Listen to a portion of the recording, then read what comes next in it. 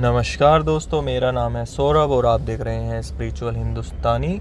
तो दोस्तों, आज हम सुनाएंगे आपको एक और साईं चमत्कार की कहानी। तो जैसा कि आप जानते हैं कि जन्माष्टमी आने वाली है, तो आप सबको जन्माष्टमी की ढेर सारी शुभकामनाएं, कृष्ण जन्म महोत्सव की ढेर सारी शुभकामनाएं। तो चलिए दोस्तों, शुरू करते हैं।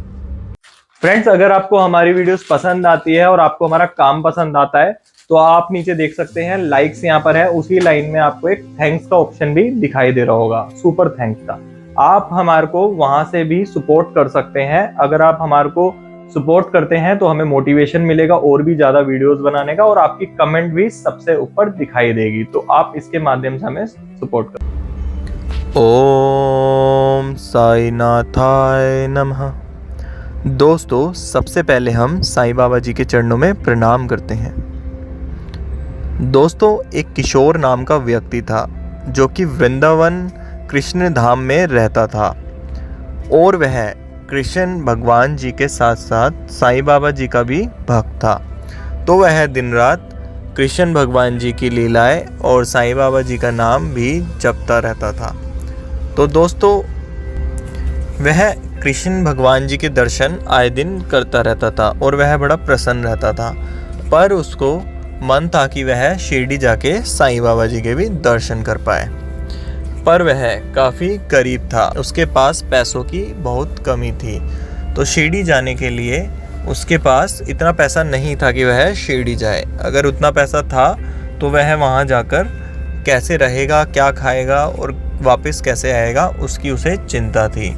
तो जैसा कि आप जानते हैं दोस्तों कि वह साईनाथ और कृष्ण भगवान जी का भक्त था, तो वह भगवान अगर चाहें तो अपने भक्त के लिए कुछ भी कर सकते हैं। तो वह दिन रात यही सोचता रहता था कि मैं बहुत लकी हूँ कि मैं कृष्ण भगवान जी के द्वार पर ही जन्मा और मैं यहीं रहता हूँ। तो कृष्ण भगवान, क्या आप मुझे शिरडी में भी साईं बाबा जी के दर्शन करवाएंगे? तो वह यही बोलता रहता था।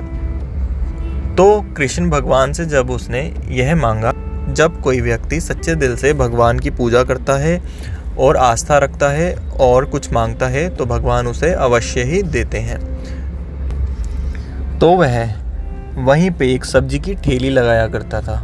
ठेली लगाते लगाते वह छोटा मोटा सामान, धनिया मिर्च वगैरह ही बेचता था। तो उसका डेली का इतना खर्चा निकल जाता था कि वह सुबह शाम अच्छे से भोजन कर पाए और अपनी फैमिली को भी खिला पाए। वह ज़्यादा पैसे नहीं बचा पाता था। तो वह एक बारी कृष्ण भगवान जी के दर्शन करने गया। तो उसने कहा, भगवान, क्या आप मेरे को कोई रास्ता दिखा सकते हैं जिससे कि मैं शिरडी भी जा पाऊँ? तो उसने ये सब बोला और वह चला गया। उसी रात किशोर को स्वप्न आया कि वह फल वगैरह भी अपनी ठेली पे बेचे, फल पे तो उसे ज़्यादा फ़ायदा मिलेगा। तो वह सुबह उठकर जैसे ही उसकी आँख खुलती है तो उसको जो सपना आता है, तो वह सोचता है कि मेरे को यही काम करना चाहिए, शायद यही भगवान का इशारा होगा। तो वह सब्जी मंडी जाता है, वहाँ पे सोचता है कि मैं कौन से फल लूँ। तो उसे रास्ते में ही एक बुजुर्ग व्यक्ति दिखता है जो कि आम और सेब बेच रहा होता है। तो वह उनसे किशोर पूछता है कि बाबा, ये आप कितने का बेच रहे हैं? तो वह बोलता है कि ये मेरे पास 50-50 किलो का सामान है, जो कि मैं इसे जल्दी ही बेचना चाहता हूँ क्योंकि मुझे गांव जाना है। तो किशोर कहता है कि आप इससे कितना भाव लगाएंगे? तो वो बोलते हैं कि आप मुझे इन सारे सामान के जितने आपके पास पैसे हैं वो दे दीजिए, मैं सारा सामान आपको दे दूँगा। तो किशोर हैरान हो जाता है। किशोर कहता है कि ये तो काफ़ी महंगा सामान है, ये मेरे को इतने कम दाम में कैसे दे रहा है? तो किशोर पूछता है कि ये कहीं फल ख़राब तो नहीं है? तो बाबा बोलते हैं कि आप इसे चख के देखिए, कोई सा भी आप निकाल के चख के देखें। तो वह किशोर देखता है कि फल में अलग से ही ताजगी दिख रही होती है। तो वह ट्राई भी करता है, खा के चख के देखता है तो वह मीठे होते हैं। तो अपने पास वो देखता है तो उसके पास सिर्फ 1000 रुपये होते हैं। तो किशोर कहता है, बाबा, मैं ये सामान नहीं खरीद पाऊँगा, मेरे पास तो सिर्फ 1000 रुपये ही है। तो बाबा बोलते हैं, कोई नहीं बेटा, आप मेरे को 1000 रुपये दो और ये सामान ले जाओ। तो किशोर को तब भी थोड़ा सा लगता है कि इतने सस्ते में ये सामान कैसे दे रहे हैं। तो फिर पूछता है, बाबा, आप मेरे को इतने सस्ते में सामान क्यों दे रहे हैं? तो बाबा बोलते हैं, बेटा, मैंने पहले भी कहा था कि मेरे को गांव जाना है, तो आप ये सामान ले लो।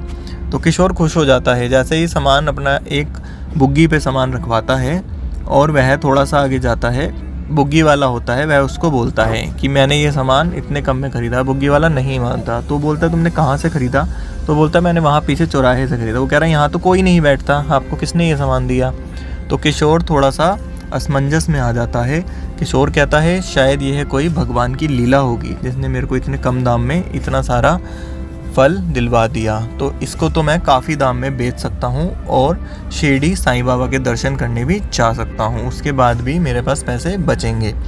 तो वह किशोर इस सामान को बहुत अच्छे दाम में बेचता है और वह खुश हो जाता है और भगवान कृष्ण भगवान के आगे हाथ जोड़ता है और बोलता है कि भगवान आपने मेरे को साईं बाबा जी के दर्शन करने के लिए पैसे भी दे दिए जिसके लिए मैंने आपसे इच्छा करी थी।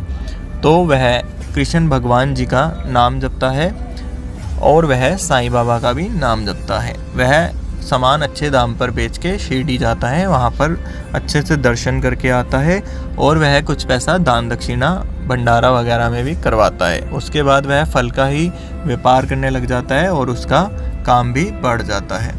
तो दोस्तों इस वीडियो में आपको क्या समझ आया कि भगवान पे अपनी हमेशा आस्था बनाए रखें, भगवान हर तरफ से आपकी मदद करता है, जैसा कि किशोर की भी की।